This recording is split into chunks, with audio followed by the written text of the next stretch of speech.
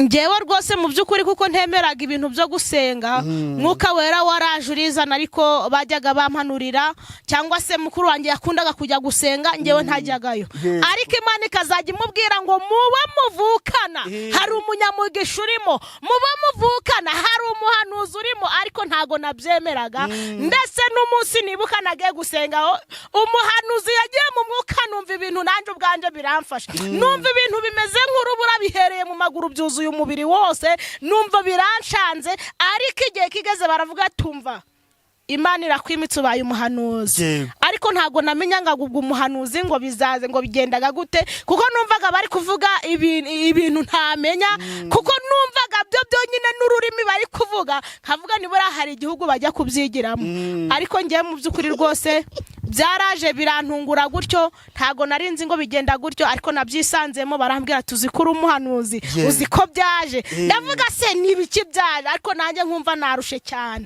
bizamuka gutyo ngewe ntago nageze igihe cyo kubanza najya gusaba Imana ngo Mana uzampe mwuka wera kubera ko ntago nari nsobanukiwe sinari najijukiwe neza ibyari byo yego nuvanga ureda mukuru wawe yarabyifuzaga we yarabyifuzaga cyane yaranasengaga akiyiriza ubusa yaba yabwiyirije ngafata isiyete ibyo nkajyana ngo dusangire harya arimo kundeba kugeza igihe nabonaga adakozemo nkavuga ni cyakoze umuntu mwakurikiye natagukoze isoni azaguhemba ariko narazamutse mpise nsenga nzamukira kimwe Imana ibonye yuko ibyo mvuye ntazongera kubisubiramo inkubita mwuka wera nawe atangira gucogora gake gake ariko nkamuheka ariko na n'ubu ngubu ndamuzamura kuko aho ngeze niwe rwose yarambwira ati mwana wa mama ngwino tuje gusenga tudasenze nta byiza twazabona muri iyi si ko Kristo nyemerera Yesu yongera yururukira mu mitima y'abagukunda yururukira mu mitima y'abakeneye ijambo ryawe yururukira mu mitima ya buri umwe wese wumva ashaka gukizwa yururukira mu mutima y'umuntu wese ushaka imbaraga ku buntu bwawe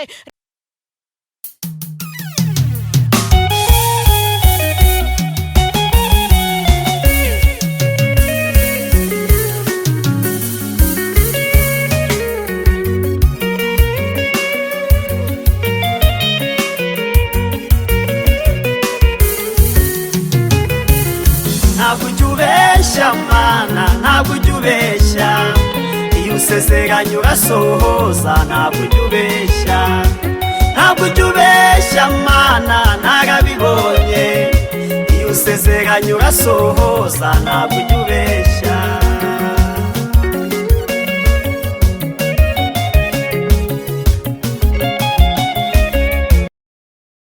Yes, reka mbasuhuze abakunzi ba Concorde TV show aho merose mu Rwanda mu ntara enye ndetse no mu mujyi wa Kigali abari mu mahanga mwumva ikinyarwanda ndabasuhuje Imana amahoro nibane namwe kandi bahe umugisha nk'ibisanzwe ndiratuma Imana Concorde kamfata umwanya ngushimira wakanze subscribe kadushyigikira twatuka umuryango mugari nawe ugiye kubona iki kiganiro bwa mbere kayikanda nukuri ngusabiye umugisha nanjye nabasezeranije kutabicisha irungu niyo mpamvu naje kwirebera dusaba Imana Alfonsina umuhanuzi w'Imana umuhanuzi Imana igukoresha muri iyi minsi ndabeshye ntabwo ubesha rwose n'ukuri nanjye zaringa Imana nitajibesha ngo nge ndabeshye oya uri mu mwuka yego ngaho senga uganga Imana ibane natwe reka duce bugufi twubarare dusenga Imana turagushimye mwami Imana tugushimiye uburinzi bwa n'imbabazi watugiriye wakoze kuturinda amasaha nk'aya ngaya wabanye natwe hari benshi bwakeye basanga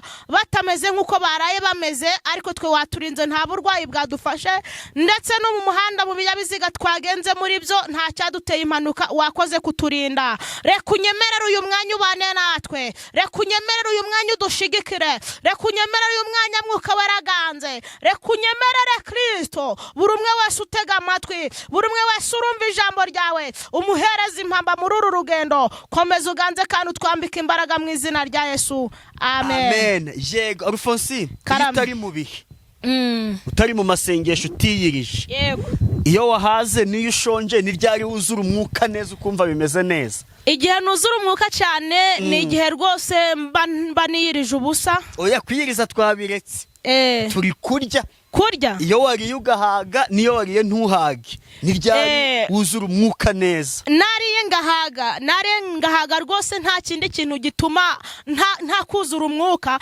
ahubwo iyo nariye ngahaga bimpa imbaraga zo gukurura, kuko ntago mba ndi kuvuga ngo ndashonje ngo yenda byibuze niva mu mwuka ndazungerera, ahubwo iyo nariye bimpa imbaraga zo gukora umurimo ku buryo utancika na forode. Yego, urakoze rero. Nanjye niyo mpamvu hari abatera nkunga mfite bamfasha kugira ngo channel yanjye gende neza, bakamfasha nkabona gatike sibyo, nkabona uko mbageraho sibyo, nabo reka tubamamarize kugira ngo abantu benshi bajye babagana. Ni byiza.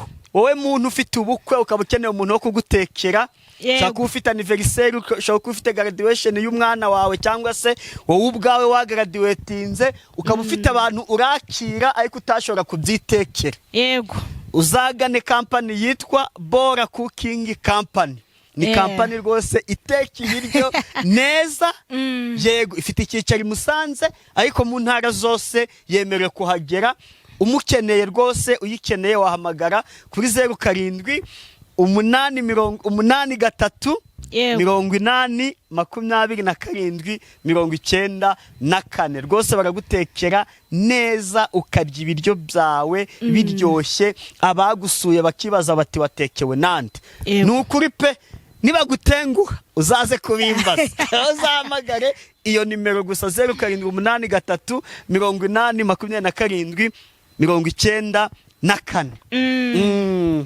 Yego, yendi company dukorana idushigikira igatuma tubasha kugera ku bantu. Nundi muntu waba ukeneye amafoto, ukeneye abajya gukora icyo bita shoot, abakeneye kwandika ku myenda, abakeneye amafoto y'amakadera andi bamanika mu nzu, yego, naho wagana Sawa Image Studio. Ni studio rwose iri kubica bigacika hano mu karere ka Musanze. Yego, dukorera hafi yo ku musigiti, hagati y'umusigiti na Eziri, aho hafi ahanditse Maison du Tapis. Ku bindi bisobanuro wahamagara 0788 Yego, Imana ishimwe cyane. Abo uzahikira kanabahemura bose rwose nzabashyira kara abo guteka. Yego, amafoto meza cyane. Ibyo byose birakenewe, kandi iyo uri umusirimu ugomba kujana n'igihe cy'ubusirimu aho kigeze cyane rwose, ukajyana n'ibigezweho. Niko bimeze. Si byose nta mpamvu yo kujyana n'ibitagezweho, niyo mpamvu wambaye n'akabaze keza rwose kanyerekane n'agakweto k'umutuku, baze y'icyatsi n'isaha. Ariko Alphonse, uziko wambona nambaye isaha? Oya, umva ibintu byananiye. Yego, ikintu cyitwa isaha, ingofero, ariko naho banze igitambaro cyagakunaniye kuko nanjye ingofero yananiye. Igitambaro cyarananiye cyane rwose. Iyo cyambaye imisonga ikurya mu mutwe biba bikomeye. Yego, isaha yarananiye, ingofero n'ibintu by'imbeho. Nuvuga ngo nuzabona nambaye ikintu cy'imbeho uzamenye ko hakonje cyane pe, ibyo bintu byarananiye. Nose yo saha yanyu ibiri kubara cyaba ari y'umurimbo, ngiye ndebera muri telefone ibiri kubara rwose. Yego, Alphonse, umurimo w'Imana bimeze ute? Umurimo w'Imana rwose abantu bameze neza cyangwa se bahagarayemo. Ku ruhande rwanjye umurimo w'Imana umeze neza rwose, ndi gushima Imana kuko Imana ikibashije kuntiza mwuka wera, Imana ikibashije kuntiza imbaraga zo kuyikora ndetse no kuyivugira, Imana ikabikomeje kuntiza no kuba nyiri hano ku isi. Yego, umurimo w'Imana umeze neza cyane. Heruka guhanura ryari? Guhanura rwose igihe Yesu abitegekeye turahanura, kubera ko biriya byo ntago wabitegeka, usibye ko nyiri ikintu niwe ugikontorora. Ariko igihe Uwiteka rwose adusuye, buri kanya ashobora kugusura ugu munsi cyangwa se ntanagusure, ariko uri maso ntagiye mwuka wera utamubona ngo uhanure. Yego, Yego, ariko na mu gitondo wampaye ubutumwa bwanjye. Yego, Agihereye ubutumwa disi. Narose ufite amafaranga menshi pe, kandi uzatungurwa niko numvise. Yego niko nabyumvise rwose conclude. Kandi gaze vuba mu izina rya Yesu utararambirwa. Wari ugusenga se? Oya. Nasoje gusenga ariko nari ndyamye mu bicuku by'ijoro. Hari igihe umuntu agatutsi kabura mu saa ya saa 9 inkoko itarabika cyangwa se isaki itarabika, ukumva neza hari ibintu birimo kugufata, ukumva ni ngombwa guhamagara Uwiteka muri uwo mwanya. Hari byinshi ubona muri uwo mwanya, hari byinshi Imana ibohora muri uwo mwanya. Yego. Nose kusanzwe ubwira abantu itariki, ko arabajyo hano ukabwira itariki. Njye nakweka itariki nzayabonera ko nyakeneye vubara. Ego hari benshi bagiye bampamagara bagendeye kuri titire, ariko ikintu kimwe narababwiye ngo hari igihe kimwe Imana yemera kuteranira mu bantu 100 cyangwa se 200 ukavamo nta kintu Uwiteka agaragaje, cyangwa mo kimwe Umwuka Wera yagusura akakwereka umuntu umwe uwo nguwo Yesu yamukugabije, ibyo byose ukabubifashe muno. Birashoboka yuko ari uwo gusa watahana nanga nabwo Mwuka Wera gaceceka nuwo ntumubone. Rero itariki ntago ari zabura umwe wese, ahubwo hari Uwiteka abona ko arambiwe bikaba ngombwa kamutunguza nizo tariki Uwiteka agakora. Nose range wanyigingira Imana nyine ikantunguza itariki. Nge ninginga Imana ngikwereke Yesu umwakire nawe nicyo ngusabira.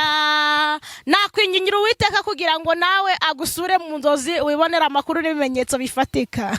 Ngewe nge sinzi ngategeza uko ari ikintu nanarota wapi. Ariko nanjye ari nakuroteye. Nari ngiye kukunyomoza, nari ngiye kuvuga nti none ko warose byari byo cyangwa buriya warumbeshe. Nari ngiye kukunyomoza kuko waruvuze ngo ntago rotaga. Oya ndibutse nanjye ibintu nakuroteye mbikubwiye, urambwira uti ndakubwira nti gumamo kuko byari byo nibimenyetso mbifite. Niko wambwiye pe, umva ngusetse. Yego. Mfite umwana w'umukobwa ni mutafite imyaka 5. Ubasigara na Bibiliya ngo paka zamuhano. Imana yo mwijuru izumve gusenga kandi izumve gusaba ke, kuko ngusabye azahabwa. Nukuri Imana izamusura. Gitondo yambaje unese ngo dadi ngo abahanuzi ngo ni Imana ibibaha ngo ni. Ndavuga nti ni Imana ntihumura nawe izakugira umuhanuzi. Imana izamusure rwose izabimuhereze kuko ubyifuje agomba kubikorana n'umutima ukunze n'imbaraga rwose. Yego. Nose Foso wigeze wifuza kuba umuhanuzi cyabyarizanye? Ngewe rwose mu by'ukuri kuko ntemeraga ibintu byo gusenga, Mwuka Wera waraje urizana ariko bajyaga bampanurira, cyangwa se mukuru wanjye yakundaga kujya gusenga ngewe ntajyagayo. Ariko Imana ikazajya imubwira ngo muba muvukana hari umunyamugisha urimo, muba muvukana hari umuhanuzi urimo, ariko ntago nabyemeraga. Ndetse n'umunsi nibuka nagiye gusenga umuhanuzi yagiye mu mwuka, numva ibintu nanjye ubwanje biramfasha, numva ibintu bimeze nk'urubura bihereye mu maguru byuzuye umubiri wose, numva biranshanze. Ariko igihe kigeze baravuga tumva Imana irakwimitse ubaye umuhanuzi. Ariko ntago namenya ngo ubwo umuhanuzi ngo bizaze ngo bigendaga gute, kuko numvaga bari kuvuga ibintu ntamenya, kuko numvaga byo byonyine n'ururimi bari kuvuga nkavuga nibura hari igihugu bajya kubyigiramo. Ariko ngiye mu by'ukuri rwose byaraje birantungura gutyo, ntago narinzi ngo bigenda gutyo, ariko nabyisanzemo barambwira tuzikura umuhanuzi uziko byaje. Ndavuga se nibiki byaje, ariko nanjye nkumva narushe cyane.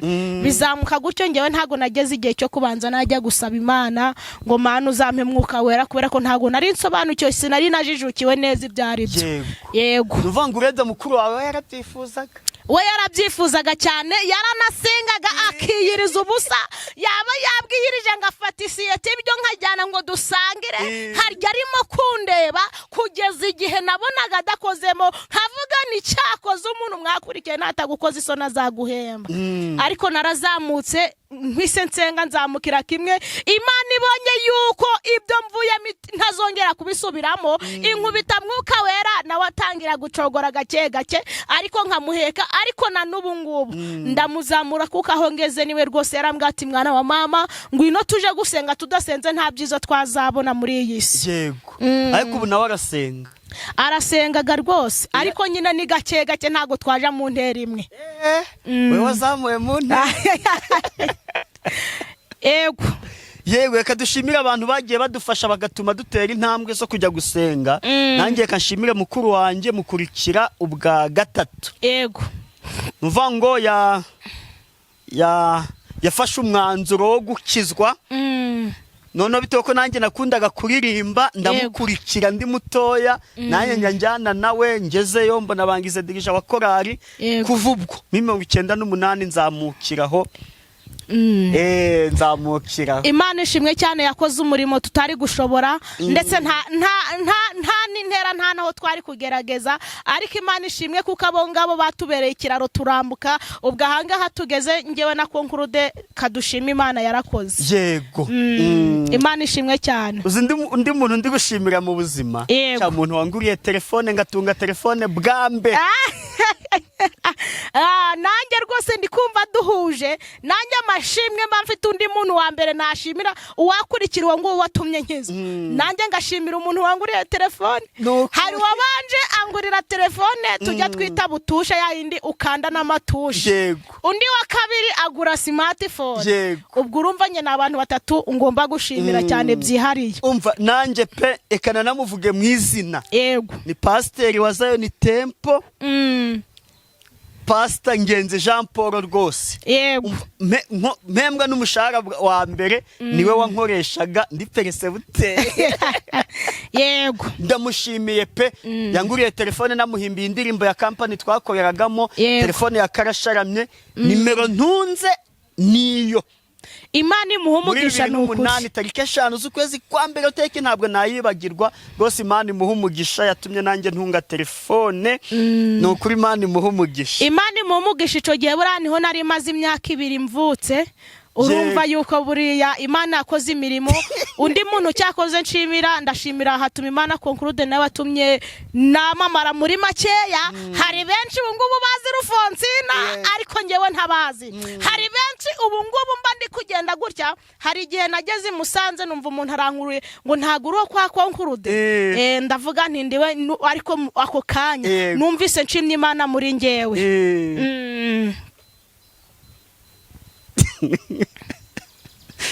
Yego nukuri pe umaze kwamamara. Nukuri pe. Yego. Ntako Imana itagize. Yego. Yego Imana ishimwe pe. Abo twashimira ni benshi ariko Imana ikomeze. Ni benshi ntago twabarondora miki kiganiro. Cyane cyane. Reka utubwire ijambo waduteguriye ubundi twevugire Imana eka abantu bagiye bagira icyo baduteza intambwe kugera aho tugeze ubu. Imana ibahumugisha. Muririmbyi yaravuze ngo Mana duteze ibiganza urebe igikwiriye ibiganza byacu, ariko Imana iri mu gihugu cyo mu ijuru nabo ibahereza umugisha, kandi ibyo twavuze byose Imana nibyo tugiye kuvuga ize kubishiramo umugisha, kandi nabari bubirebe Imana ibaha umugisha. Reka dusome ijambo ry'Imana riri mu gitabo cya Luka ibice byaho ni 19. Kadusome ni inkuru ya Zakayo. Yesu ageze i Yeriko arahanyura, nuko hariho umuntu witwaga Zakayo, ariko yari umukoresha w'ikoro kandi yari umutunzi. Ashaka kureba Yesu ngo amenye uko asa, ariko ntibyabasha kuko abantu bari benshi kandi yari mugufi. Arirukanka ajya imbere yurira umuvumu ngo arebe kuko yari agiye kunyuraho. Yesu ahageze arararama aramubwira ati Zakayo, ururuka vuba kuko uyu munsi nkwiye kurara iwawe. Yururuka vuba amwakira nezerewe. Abantu bose babibonye barabyivovotera bati dorere agiye gucumbika ku munyabyaha. Maze Zakayo arahaguruka abwira umwami Yesu ati dore databuja umugabane wa 2 w'ibintu byanjye ndawuha abakene, kandi umuntu wese nambuye ndabimuriha 4. Yesu aramubwira ati uyu munsi agakiza kaje muri iyi nzu kaje muri iyi nzu kuko nawe uri umwana wa Aburahamu, kandi umwana w'umuntu yazanwe no gushaka no gukiza icyari cyarazimiye. Katwakire neza ijambo ry'Imana. Iyi ni inkuru y'umugabo witwa Zakayo. Zakayo yari umuntu mu mudugudu, ntago yarakijijwe na gatoya, ariko yumvise inkuru yuko hari umugabo witwa Yesu, yumva yuko Yesu aratembera muri uwo mudugudu. Ngo Zakayo arangije nawe yitekerezaho, yigira inama yo kuja kureba umugabo Yesu. Ngarangije kugerayo ngabona abantu ni benshi cyane. Abonye abantu ari benshi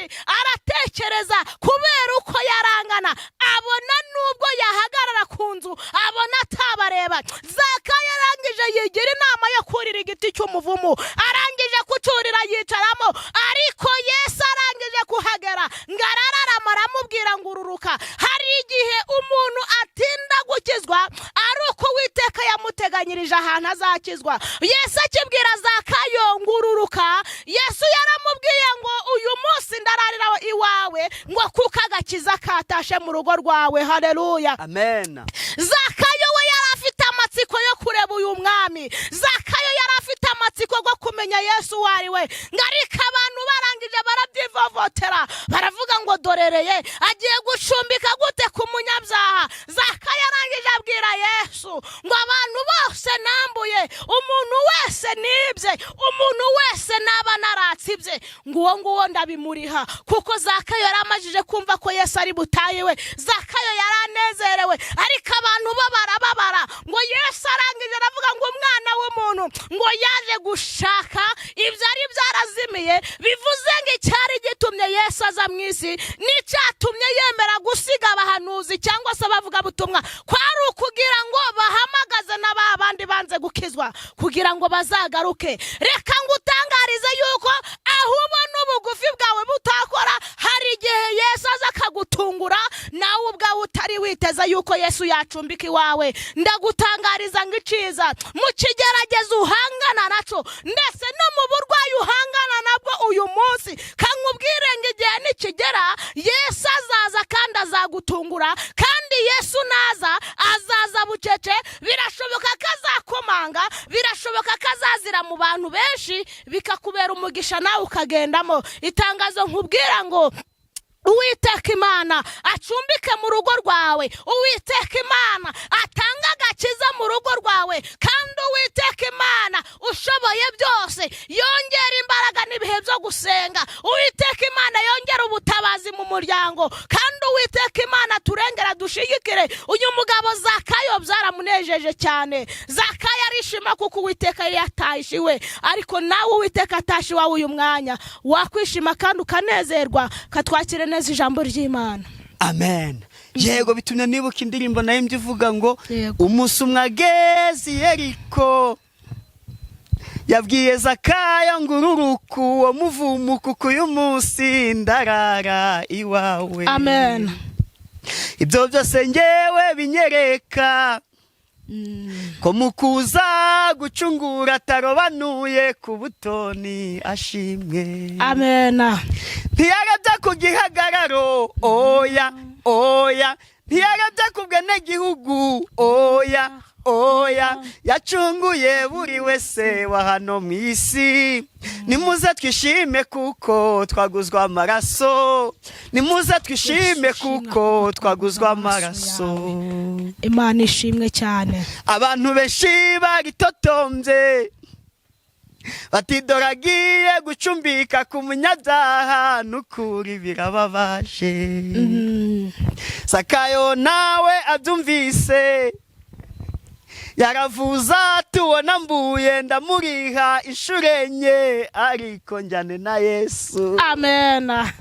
Ntiyarebye ku gihagararo, oya oya, ntiyarebye ku bwenegihugu, oya oya, yacunguye buri wese wa hano mu isi. Nimuze twishime kuko twaguzwa amaraso, nimuze twishime kuko twaguzwa amaraso. Amen. Haleluya. Kera nahinze utaravuka. Imana ishimwe cyane kuko twaguze amaraso.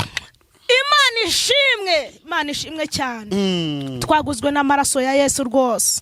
Yesu yataza mu ishinga dupfire, nta nuko twari kubaho, nta nicyo twari gukora. Ariko hashimwe Imana yohereje Yesu kugira ngo azatwitangire muri ubu buzima tubayemo, cyangwa se muri iyi si tubayemo y'agahinda n'umubabaro, y'ibyishimo bidahoraho rwose. Imana iguha umugisha. Yego, Imana ishimwe cyane. Katugane ku musozo, tugusaba utangiye nimero ya telefone abantu bakubonera bifuza ko mwafatanya gusenga, n'ubundi dusoreze n'isengesho. 0763812727. Kuri WhatsApp ni 0783856880. Reka dusenge. Imana turagushimye mwami Imana, tugushimiye uburinzi bwawe n'imbabazi watugiriye, turagushimye ku mwanya twabashije kuba imbere yawe waturinze. Izina ryawe nirihabwe icubahiro. Hari abarangije gusuzugurwa bakimeze nka Zakayo, hari abababonye barabasuzugura, babasuzugurira uko wabaremye, ariko Kristo nyemerera Yesu yongere yururukira mu mitima y'abagukunda, yururukira mu mitima